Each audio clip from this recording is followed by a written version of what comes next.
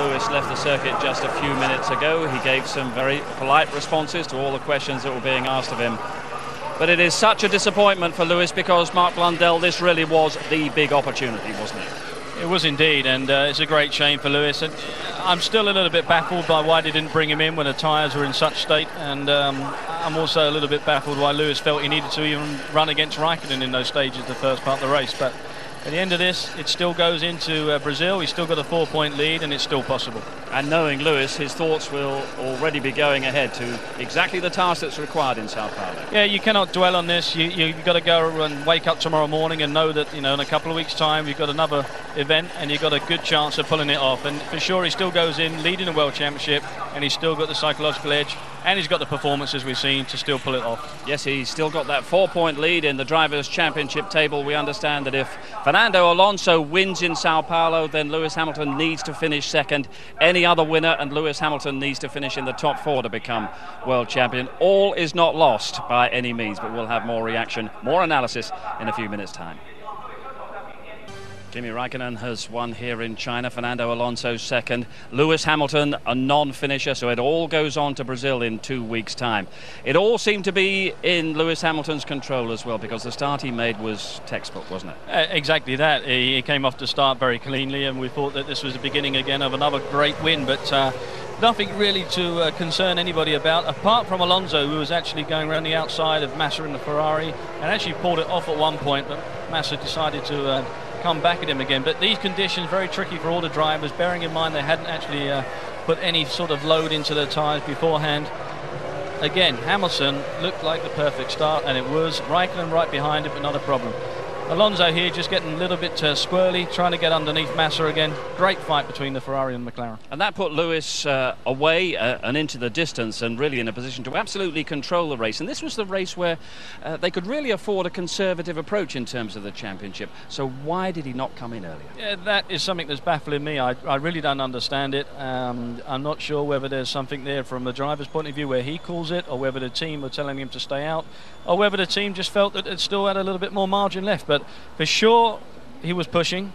He pulled up nearly 9 seconds advantage over second place Raikkonen, and the tyres looked like they were getting worn.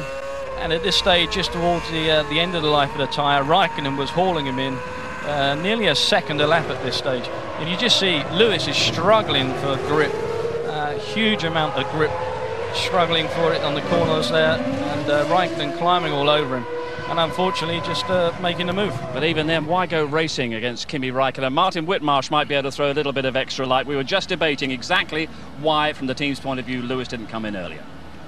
Well, quite simply, we didn't call him in. I think with hindsight, we left him out at least a lap too long. I think his tyres were pretty worn, and the weather was very changeable at that time, and we were trying to make sure that we weren't taking any risks, that we were going to cover Kimi, but in the end we decided we had to come in at that stage. Frankly, it was about a lap too late.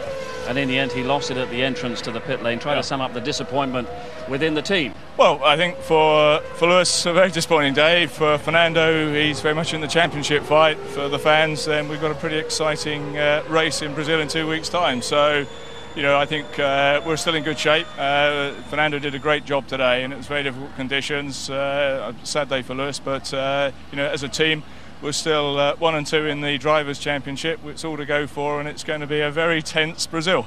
But you're saying that a team decision that Lewis stayed out, it was down to you that you didn't call him in? It was our decision. We were getting the weather information. As you can feel now, it's coming and going, and we didn't want to come in and get on the wrong tyre. We took it 1 lap too long, and we regret that now, but I think Lewis is doing a great job, and shame we couldn't get the job done here today. OK, it's going to be a fascinating battle from every point of view in Brazil in 2 weeks' time. Martin, thanks very much indeed. Kimi Raikkonen, of course, our race winner today. Disappointment for Lewis Hamilton, but other terrific performances from the British point of view. Jenson Button and David Coulthard. Jenson Button, outstanding race. I think maximising the performance of the Honda. When the conditions got tough, when it was greasy and going dry, and he got on those dry tyres, some fantastic laps being led there by Jenson, and climbed down into the top 4. Some good overtaking manoeuvres. You see him going by the Toro Rosso here, just slipping down the inside. And Jenson, to be honest with you, just looked very relaxed and very comfortable in these conditions. You almost just wonder whether the car has got these deficiencies when it's in the dry, but when they get to these variable conditions, it's certainly with him driving makes some big difference. Great points finish for Jenson Button, and we can hear from him talking right now. Nice one, Jenson. Best race of the year. Yeah, I know, and it wasn't looking that way. The first stint was awful. In the wet, the car just wasn't working. Struggled massively on the first few laps of the car, and then the tyres were just overheating. I was down to 15th or 16th before I pitted. But on the grooves, the slick tyres, I loved it. It's a lot of fun, and it's nice picking people off when they're messing around, having oversteer moments and stuff. But I like those conditions, and I think we had a good strategy, and it's good to come away with some points. Just how tricky was it to gauge the tyre choices and the time to change tyres? Yeah, I mean, you don't really want to be the first person to do it, and Alex was the first person. He was going reasonably quick. So we changed to grooves a couple of laps later, and it seemed to be the right time. I was able to pick people off. I think I must have passed 6 or 7 people on the circuit, including Alex, and yeah, nice to come away with some points, and at one point with the quickest lap. So yeah, a fun race. Well done to you all. Kimi Räikkönen has won the race from Fernando Alonso. The World Championship battle very much alive. Let's get all the opinions from the drivers' press conference. And although you were about 8 seconds ahead of Fernando in that phase of the race, the second half of the race, he was nonetheless a pressure there for you.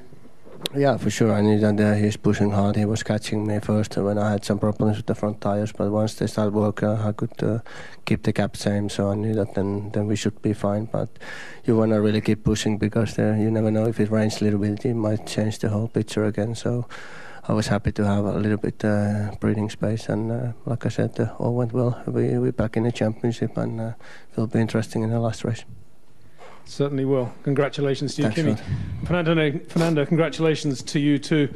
Of course, you were not a happy man after qualifying yesterday, but a very good race to you, a great team performance as well. An interesting first lap with Felipe.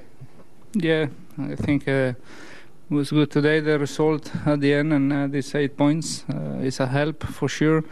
And first lap also, it was very interesting with Felipe in turn 1, turn 2, and then turn 4, basically every corner.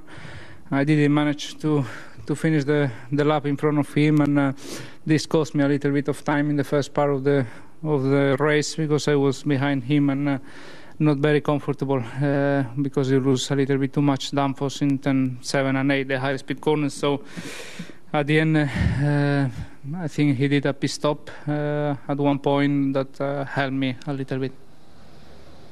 And Fernando Alonso's mood has certainly changed over the course of the last 24 hours. Now within 3 points of Lewis Hamilton. If he wins the race, Lewis has to finish behind him to take the title in Brazil. How tough is it going to be in 2 weeks' time? It's going to be very difficult for Lewis in many ways because he's, again, going to a circuit that he doesn't know. Saying that, he learns tracks very well. I think McLaren will suit the Brazilian circuit. It is quite bumpy, and McLaren's a very compliant car. Massa's on home ground, so he's going to have a little advantage, turning up for his home race. But Raikkonen is in top form. You can't take nothing away from Ferrari or Kimi at the moment. Will Lewis look back on this race and think that there was anything wrong in the approach he took, the mental approach? He was very confident ahead of the start. I don't think you can say that Lewis did anything wrong. We heard from Martin Whitmarsh. He's saying that basically the team have made the wrong decision. They didn't call him in. I'm a little bit blown away by that. You could see it. It's black and white, factual. It was going slower and slower. A little bit amazed, but at the end of the day, Lewis is behind the wheel. Unfortunately, he dropped off coming into the pit lane. He's going to sit with that tonight. They get up tomorrow and he'll go ready for the next event. And he's, as I say, he still goes in with 4 points advantage. Alonso's there and breathing down the back of his neck, and Kimi Räikkönen as well. But I think he'll still pull it off. I really do. He can still take this World Championship title. It's been a dramatic day here in Shanghai. Mark, thanks very much indeed. A reminder that you can enjoy the drama still more in our rerun programme, 11:30 ITV1. Our race rerun will have further highlights, though, and further reaction at 11:45 tonight. And ITV1 also has 2 more Rugby World Cup quarter-finals for you this afternoon. South Africa against Fiji at 1:30, and then the big challenge for Scotland against Argentina at 7:45 tonight. But next weekend, after the F1 excitement, it's the turn of the touring cars and the British Superbikes as well. The touring cars final round at Thruxton, the British Superbikes final round at Brands. Coverage across ITV1 and ITV4 next Sunday. But there's still one more Formula One race to come, of course. Brazil, 2 weeks' time. The tension will be at its height. and the F1 title is still at stake. It's a far more civilised time for your viewing, and you need to make yourself comfortable. Qualifying ITV4 at 4:30 Saturday afternoon, rerun later on 1, the race with all the build-up from Sao Paulo at 4 o'clock on ITV1 Sunday afternoon. All that in 2 weeks' time. Nothing in this sport comes easy. Lewis Hamilton has survived some big examinations during the course of this season so far. He faces another one in Brazil 2 weeks' time. Bye for now.